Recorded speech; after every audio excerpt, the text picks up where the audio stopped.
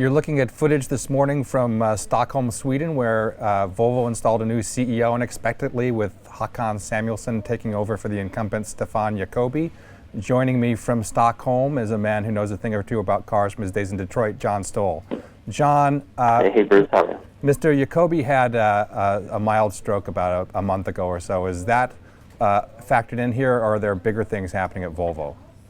You know, it may have been an inflection point in terms of them to consider replacing Jacoby at this point, but by no means did the health lead to a change in leadership here. I mean, the key issue that they're dealing with at Volvo right now are falling sales and a lack of profits. And given the fact that their home market now is China, which may be a little surprise for our viewers, but it's no longer the aim of this company to be, dominant, predominantly in North America and Europe. Really, the key market for them is China. So, as they try to wean themselves off of dependence on the European market primarily, they've had a very hard time making up the difference with sales in China. And this is particularly difficult because we all know what's going on here in Europe. The consumer is definitely not as strong. The auto industry is in bad shape, and a lot of overcapacity. So it's been very hard to make money in Europe.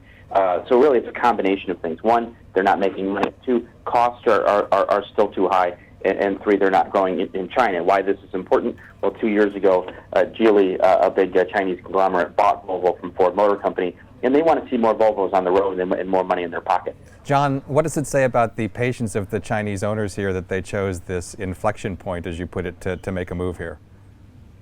Yeah, I think clearly they're in a hurry. The purchase a couple years ago was they didn't purchase a company in really bad shape. If you listen to what Ford has to say about it, they actually had done a lot to steward the brand back to health. The product line had been improved. The balance sheet was in relatively good shape. And so now they're bleeding cash at a time when cash is premium for this company. They need to build new plants, primarily in markets that labor costs are cheaper than where, Sweden obviously has very high labor costs. They'd like to build a plant in China. And I think this is a question of leadership at Volvo and trust. One is when you have an owner that is so far away from where the company's headquarters here in Sweden.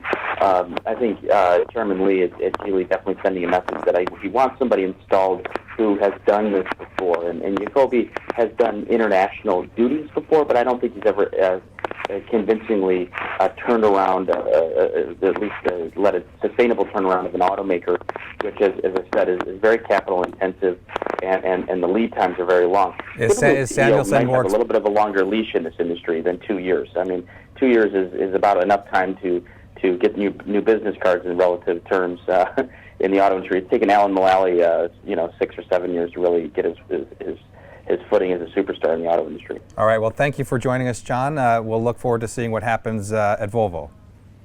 Yeah, no problem.